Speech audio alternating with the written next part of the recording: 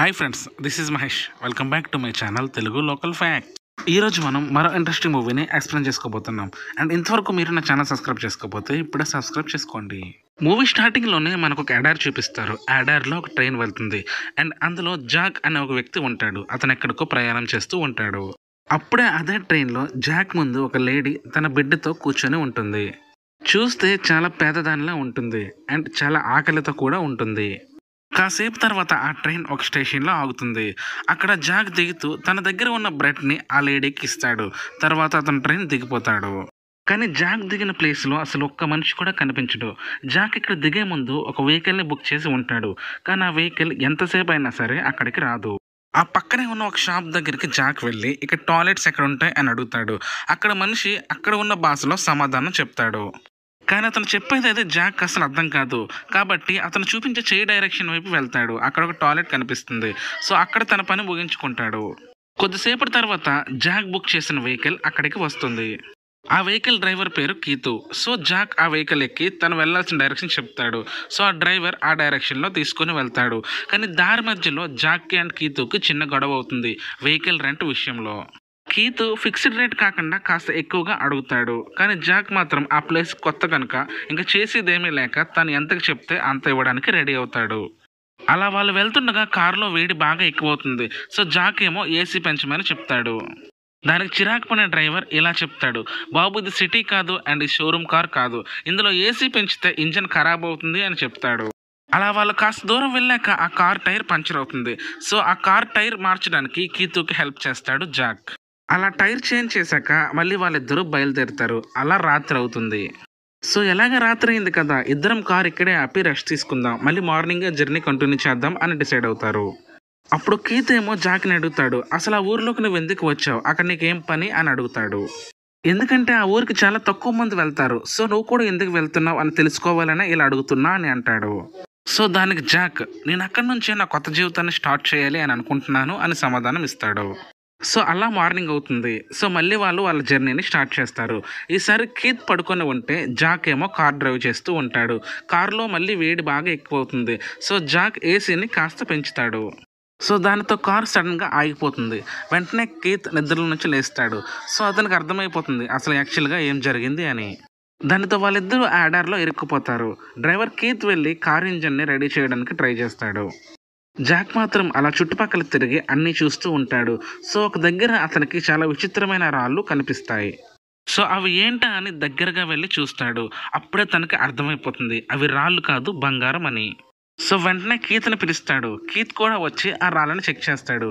అబ్బాబ్బే ఇవి రాళ్ళే అయి ఉంటాయి, ఎందుకంటే ఇంత ఎడారిలో బంగారం ఎక్కడిది, ఇవి ఎక్కడ ఎలా పడిపోయి ఉంటాయి అని అంటాడు. సో ఖచ్చితంగా ఇవి రాళ్ళే అని అంటాడు. సో తన దగ్గర ఉన్న లైటర్తో నిప్పు పెడతాడు. ఆ రాయికి వెలిగిస్తాడు. సో అసలు ఎంతైనా సరే అది అసలు నల్లగా మారదు. సో అప్పుడు వాళ్ళిద్దరికి క్లారిటీ వస్తుంది ఇది ఖచ్చితంగా 916 గోల్డే అని. ఆ తర్వాత వాళ్ళు కారులో ఉన్న సామాన్లు ఉపయోగించుకొని దాని చుట్టూ దవ్వుతారు. ఆ బంగారం రాళ్ళని ఎలాగైనా సరే బయటికి రప్పించాలి అని అనుకుంటారు. కాసేపు అలా తవ్విన తర్వాత వాళ్ళకి అర్థమవుతుంది అది చిన్న రాయి కాదు అని, చాలా పెద్ద రాయి భూమి లోపల వరకు ఉంది అని. ఇది చాలా పెద్ద గోల్డ్ స్టోన్ అని అనుకుంటారు. ఇద్దరు చాలా కష్టపడి ఆ రాయి చుట్టూ తవ్వి దాన్ని ఎలాగైనా సరే బయటికి రప్పించాలి అని అనుకుంటారు. కానీ దాన్ని ఒక ఇంచు కూడా కదపలేరు. అప్పుడే కీత్కి ఒక ఐడియా వస్తుంది. ఆ వెహికల్లో ఒక తాడు ఉంటుంది. ఆ తాడుని ఒక పక్క కార్కి అండ్ ఇంకో పక్క ఈ రాయికి కడతారు. సో ఆ తాడు సహాయంతో కారుని గట్టిగా లాగితే ఆ గోల్డ్ రాయి ఎలాగైనా సరే బయటికి వస్తుంది అని అనుకుంటారు. కానీ ఆ ఐడియా కూడా ఉపయోగపడదు. సో అక్కడే వాళ్ళు అలా తవ్వుతూ ఉండగా మళ్ళీ రాత్రి అయిపోతుంది. అప్పుడే కీత్ ఇలా అంటాడు, ఈ టైంలో మనం ఈ ప్లేస్లో ఉండడం చాలా ప్రమాదం, చుట్టుపక్కల చాలా అడవుకొక్కలు ఉంటాయి అని అంటాడు. అందుకే ఇద్దరు మంట పెట్టుకోవడానికి కట్టెలను ఏరుతారు. అండ్ ఇద్దరు మంట పెట్టుకొని ఆలోచిస్తూ ఉంటారు. అండ్ ఇద్దరు చాలా హ్యాపీగా ఉంటారు. సడన్గా మన జీవితాలు ఇంత బాగా మారిపోయాయి ఏంటి అని. ఆ హ్యాపీనెస్లో కీత్ డ్యాన్స్ కూడా చేస్తాడు. కాసేపు తర్వాత కీత్ జాక్తో ఇలా అంటాడు, మనమిద్దరం ఒంటరిగా కలిసి ఆ రాయిని బయటకు తీసుకురాలేకపోతున్నాం. సో మనం ఎవరిదైనా హెల్ప్ తీసుకోవాలి అని అంటాడు. నాకు సిటీలో చాలామంది తెలుసు, వాళ్ళ దగ్గర మట్టిలో నుంచి ఏమైనా సరే వస్తువు బయటకు తీసే యంత్రాలు ఉంటాయి. సో మనం ఎవరైనా సరే ఇక్కడ నుంచి అక్కడికి వెళ్ళి వాళ్ళతో మాట్లాడి ఆ యంత్రాన్ని ఇక్కడికి ఎలాగైనా తీసుకురావాలి అని అంటాడు. సో అందుకోసం మనలో ఒకరు బయటికి వెళ్ళాలి అని అంటాడు. సో కీత్ జాక్తో ఇలా అంటాడు, ఎలాగైనా సరే నువ్వే బయటకు వెళ్ళి ఆ యంత్రాన్ని ఇక్కడ తీసుకురా అని అంటాడు. ఎందుకంటే ఈ ప్లేస్ నీకు చాలా కొత్త, నువ్వు రాత్రంతా ఇక్కడ ఉండలేవు అండ్ ఆ యంత్రాన్ని ఇక్కడ తీసుకురావడానికి చాలా రోజులు టైం పట్టొచ్చు, అన్ని రోజులు నువ్వు ఇక్కడ ఉండలేవు అని చెప్తాడు. దానికి జాక్ మాత్రం నేను ఈ ప్లేస్ కొత్త, సో సిటీలో కూడా నాకు ఎవరు తెలియదు, సో నేను ఆ వస్తువుని ఇక్కడికి ఎలా తీసుకొస్తా అని అడుగుతాడు. సో చివరిసారిగా మళ్ళీ కీత్ జాక్ని అడుగుతాడు, నువ్వు ఒంటరిగా ఇక్కడ ఖచ్చితంగా ఉండగలవు కదా అని. దానికి జాక్ ఇలా సమాధానం ఇస్తాడు, నేను ఒంటరిగా చాలా రోజులు గడిపా, చాలా సంవత్సరాలు ఒంటరిగా ఉన్నా, సో నాకు ఈ ప్లేస్ ఏం కొత్త కాదు, నువ్వే సిటీలోకి వెళ్ళి ఆ యంత్రాన్ని ఎలాగైనా సరే ఇక్కడికి తీసుకురా అని అంటాడు. తర్వాత రోజు మార్నింగ్ కీత్ ఆ కారులో ఉన్న కొన్ని వస్తువుల్ని జాక్ వాడుకోవడానికి ఇస్తాడు అండ్ అందులో ఒక శాటిలైట్ ఫోన్ కూడా ఉంటుంది. అలా వెళ్తూ కీత్ జాక్తో ఇలా అంటాడు, ఆ మట్టిని తవ్వే యంత్రాన్ని ఇక్కడ తీసుకురావడానికి దాదాపు 5 రోజులు పట్టవచ్చు, సో అంతవరకు నువ్వు ఇక్కడ చాలా జాగ్రత్తగా ఉండు అని చెప్పి వెళ్తాడు. అలా కీత్ వెళ్ళిపోయిన తర్వాత జాక్ ఆ పక్కనే ఉన్న ఒక చెట్టుకి టెంట్ కట్టుకొని వెయిట్ చేస్తూ ఉంటాడు. అలాగే నైట్ మంట పెట్టుకోవడానికి ఆ చుట్టుపక్కల ఉన్న కర్రలను కూడా తీసుకొని వస్తాడు. అలా కాసేపు తర్వాత రాత్రి అవుతుంది. అలా తాను ఫుడ్ తిన్న సమయంలో అడవి కుక్కలు అరిచే శబ్దం వినిపిస్తుంది. దానితో మనోడు చాలా భయపడి ఒక కత్తిని చేతిలో పట్టుకొని అలా కూర్చుని ఉంటాడు. అలా నిద్రలోకి వెళ్ళిపోతాడు. మరుసటి రోజు మార్నింగ్ నిద్రలేస్తాడు, కానీ అప్పటికే తను చాలా వీక్గా ఉంటాడు. కాస్త ఫేస్ వాష్ చేసుకుందామని అనుకుంటాడు, కానీ అప్పటికే నీళ్ళు చాలా తక్కువగా ఉంటాయి. సడన్గా ఫోన్ రింగ్ అవుతుంది. సో దానితో పరిగెత్తుకుంటూ వచ్చి ఆ ఫోన్ లిఫ్ట్ చేయడానికి ట్రై చేస్తాడు. అప్పటికే ఫోన్ కట్ అయిపోతుంది. ఇంకా జాక్ ఏం చెయ్యాలో అని ఆలోచిస్తూ చుట్టూ తిరుగుతూ ఉంటాడు. అలా తిరుగుతూ ఉన్నప్పుడు కాస్త దూరంలో తనకి ఒక క్రాష్ అయిన ప్లేన్ కనిపిస్తుంది. సో దాని దగ్గరికి వెళ్ళి చూస్తాడు. కొన్ని రోజులు ఇక్కడే ఉందాం అని ఫిక్స్ అవుతాడు. కానీ ఈ ప్లేస్ ఆ గోల్డ్ ఉన్న ప్లేస్కి చాలా దూరంలో ఉంటుంది. అందుకే ఆ ప్లేన్లోని కొన్ని పార్ట్స్ ఆ గోల్డ్ ఉన్న దగ్గరికి తీసుకొని వెళ్ళాలి అనుకుంటాడు. సో వాటిని అలా లాక్కుంటూ తీసుకొని వెళ్తాడు. అలా కాసేపు తర్వాత చాలా అలసిపోతాడు. సో కొద్దిసేపు అక్కడే ఉన్న టెంట్లో నిద్రపోతాడు. అలా మళ్ళీ నిద్రలేచాక తను ఏదో ఆలోచిస్తూ ఉంటాడు. అప్పుడే సడన్గా తనకి ఒక ఐడియా వస్తుంది. ఆ గోల్డ్ని చిన్న చిన్న భాగాలుగా చేద్దామని అనుకుంటాడు. సో అప్పుడు వాటిని చాలా ఈజీగా తీసుకుపోవచ్చు కదా అని అనుకుంటాడు.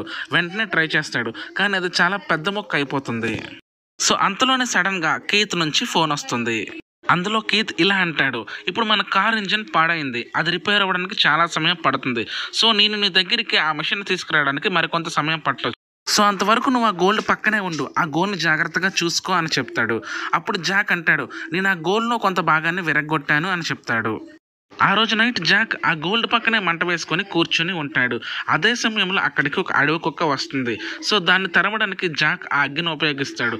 ఆ అగ్గి ఉన్న కర్రతో దాన్ని తరిమి కొడతాడు. మరుసటి రోజు ఉదయం నిద్రలేవగానే జాక్ ఆ బాటిల్లో ఉన్న కాస్త నీళ్ళని తాగుతాడు. అండ్ అలా ఉండగా సడన్గా తన దగ్గరికి ఒక పాము వస్తుంది. ఆ పామును చూసి అతను చాలా భయపడతాడు. దాని మీద అటాక్ కూడా చేస్తాడు. ఆ అటాక్లో అతను కాళ్ళు వెళ్ళి ఆ బాటిల్కి తగులుతుంది. సో చాలా మట్టుకు నీళ్లు నేలపాలు అవుతాయి. తర్వాత జాక్ మళ్ళీ ఆ ప్లేన్ దగ్గరికి వెళ్తాడు. దాని భాగాలను ఉపయోగించుకొని ఒక టెంట్లా కడదాం అని ట్రై చేస్తాడు. అదే సమయంలో తన దగ్గరికి ఎవరో రావడం కనిపిస్తుంది. సో వెంటనే జాక్ వాళ్ళకి కనిపించకుండా ఆ ప్లేన్లోనే దాక్కొని కూర్చుంటాడు. కానీ కొద్దిసేపు తర్వాత ఆ వ్యక్తి ఆ ప్లేన్ దగ్గరికి వస్తాడు. అండ్ ఆ వ్యక్తి జాక్ని బయటికి రమ్మంటాడు. యాక్చువల్లీ ఆ వ్యక్తి ఒక లేడీ. ఇక్కడ ప్లేన్లో నేనే ఉండేది, సడన్గా నువ్వు వచ్చావు, అసలు నువ్వు ఇక్కడికి ఎలా వచ్చావు అని అడుగుతుంది. కానీ జాక్ మాత్రం ఎలాంటి సమాధానం చెప్పడు. అప్పుడే ఆ లేడీ మనోడికి తినడానికి ఫుడ్ అంటే తాగడానికి మంచినీళ్ళు కూడా ఇస్తుంది. కానీ జాక్ మాత్రం ఆమె దగ్గర నుంచి ఏమీ తీసుకోడు. సో అప్పుడు ఆమెకు అర్థమవుతుంది, ఈ వ్యక్తి నా దగ్గర ఏదో దాస్తున్నాడు అని. సో ఆ విషయాన్ని బయటకు రప్పించడానికి అతనితో చాలాసేపు మాట్లాడుతుంది, చాలా విషయాలు అడుగుతుంది. అప్పుడు జాక్ కంగారుగా అక్కడ నుంచి వెళ్ళిపోతూ ఉంటాడు. కానీ ఆ లేడీ మాత్రం అతని వెనకాలే వస్తూ ఉంటుంది. సడన్గా ఆమె జాక్ వేసుకున్న టెంట్ని చూస్తుంది. అసలు నేను ఇక్కడ ఎవరు ఉండమన్నారు, ఇక్కడ నువ్వు ఉండొద్దు అని వెళ్ళిపోమంటుంది. అండ్ జాక్ వేసుకున్న టెంట్ని కూడా పీకడానికి ట్రై చేస్తుంది. సో సడన్గా జాక్ తన దగ్గర ఉన్న వెపన్లు తీసుకొని ఆ లేడీని కొడతాడు. ఆ లేడీని చంపేస్తాడు. తర్వాత ఆ లేడీ దగ్గర ఉన్న వస్తువులన్నీ తీసుకొని ఆ లేడీని అక్కడే పూడ్చిపెడతాడు. కాసేపు తర్వాత మళ్ళీ వెళ్ళి ఆ ప్లేన్లో కూర్చుంటాడు. అలా ఉండగా కాసేపు తర్వాత కీత్ నుండి మళ్ళీ ఫోన్ వస్తుంది. అందులో కీత్ ఇలా అంటాడు, యాక్చువల్లీ నాకు మెషిన్ దొరికింది, కానీ అది చాలా బరువుగా ఉంది, దాన్ని నువ్వు ఉన్న ప్లేస్కి తీసుకురావడానికి మరికొంత సమయం పడుతుంది అని చెప్తాడు. ఆ మాట విని జాక్ ఏడుస్తూ ఉంటాడు. అది విన్న కీత్ తనని ఓదారుస్తాడు, ధైర్యం చెప్తాడు. కాస్త సమయంలోనే నీ దగ్గరికి వచ్చేస్తా, నువ్వు చాలా ధైర్యంగా ఉండు, గోల్ని చాలా బాగా కాపాడు అని చెప్తాడు. అలా ఉండగా జాక్కి ఒక ట్రక్ వెళ్ళడం కనిపిస్తుంది. కానీ అతనికి గోల్డ్ పైన ఉన్న ఆశ వల్ల ఆ ట్రక్ దగ్గరికి వెళ్ళడం ఇష్టం ఉండదు. సో మళ్ళీ రాత్రి మంట పెట్టుకోవడానికి అతను కర్రల్ని పోగు చేస్తూ ఉంటాడు. అండ్ సడన్గా అక్కడికి ఇసుక తుఫాను వస్తుంది. సో జాక్ వెంటనే పరిగెత్తుకుంటూ తన టెంట్ దగ్గరికి వెళ్ళాలి అని అనుకుంటాడు. కానీ తుఫాన్ బాగా పెద్దగా రావడం వల్ల అతని టెంట్ పార్ట్స్ మొత్తం ఎగిరిపోతాయి. కానీ సడన్గా షార్ప్గా ఉన్న ఒక చెట్టు కొమ్మ అతని కడుపులోకి దిగిపోతుంది. సో దానితో అతను అక్కడే అలానే పడిపోతాడు. కాసేపు తర్వాత తుఫాన్ తగ్గడం వల్ల జాక్కి మెలకువ వస్తుంది. కానీ అప్పటికే ఆ చెట్టు కొమ్మ అతని కడుపులోనే ఉంటుంది. కానీ అతనికి గోల్డ్ పైన చాలా ఆశ పెరిగిపోతుంది. సో అందువల్ల అతని ఒంట్లో కర్ర దిగిన అతను దాన్ని పట్టించుకోకుండా చుట్టుపక్కల గోల్డ్ ఎక్కడ ఉందా అని చూస్తాడు. ఈ ఇసుక తుఫాను వల్ల తనకి గోల్డ్ కనిపించుకుంటా పోతుంది. కానీ కొద్దిసేపు వెతికిన తర్వాత ఆ గోల్డ్ మళ్ళీ తనకి కనిపిస్తుంది. కానీ ఆ కడుపులో ఉన్న చెక్కను తీయడానికి ఎలాగోలా ట్రై చేస్తాడు. దాన్ని ఎలాగైనా సరే బయటికి తీసేస్తాడు. కానీ నొప్పి చాలా ఎక్కువగా వస్తుంది. అందుచేత అతను అక్కడే పడిపోతాడు. కాసేపు తర్వాత జాక్కి కాస్త మెలకువ వస్తుంది. అతను కళ్ళు తెరిచి చూడగానే అతని ముందు ఒక లేడీ కనిపిస్తుంది. ఆ లేడీ ఎవరో కాదు, అంతకుముందు తాను చంపిన ఒక వ్యక్తిలాగా కనిపిస్తుంది. కానీ అక్కడ నుంచి లేచే ఓపిక జాక్కి అస్సలు లేదు. ఆ లేడీ తన దగ్గరికి వచ్చి తనకి కాస్త నీళ్లు తాగిస్తుంది. మళ్ళీ ఆ లేడీ అక్కడ నుంచి మాయమైపోతుంది. కానీ ఆ తర్వాత జాక్ ఆ లేడీ కోసం చుట్టూ వెతుకుతూ ఉంటాడు. కానీ ఆ లేడీ ఎక్కడా కనిపించదు. అప్పుడు తను అనుకుంటాడు ఇదంతా నా ఊహేమో అని. సో అప్పుడు మళ్ళీ కీత్ నుంచి ఫోన్ వస్తుంది. జాక్ నేను నీకు దగ్గరలోనే ఉన్నా, కాస్త సమయంలోనే వచ్చేస్తా అని అంటాడు.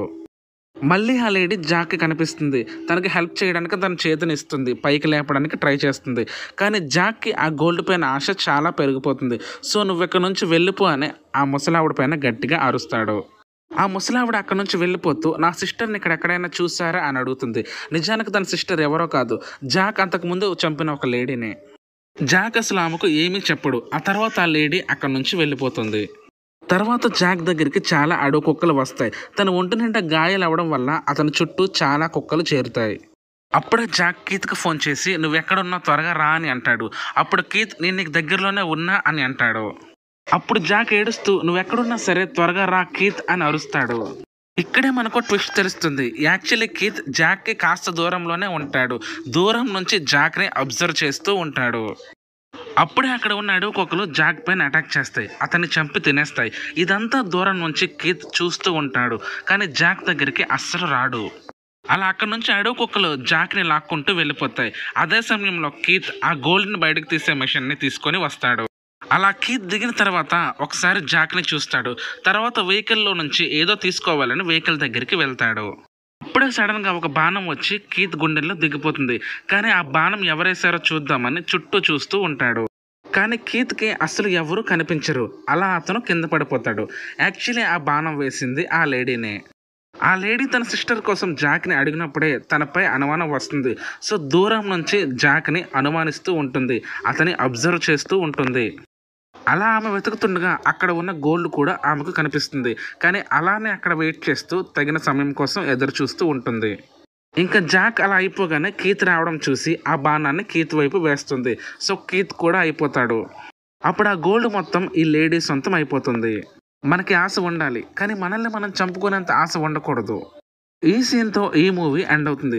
అండ్ ఈ మూవీ పైన మీ అభిప్రాయం కింద కామెంట్ బాక్స్లో తెలియజేయండి. అలాగే కింద కనిపిస్తున్న బెల్ బటన్ కూడా యాక్టివేట్ చేసుకోండి. నేను నెక్స్ట్ పెట్టే ఇలాంటి ఇంట్రెస్టింగ్ వీడియోస్ మీరు ఎప్పటికీ మిస్ కారు. నా వీడియోస్ని చాలామంది చూస్తున్నారు కానీ సబ్స్క్రైబ్ చేసుకోవడం మాత్రం మర్చిపోతున్నారు.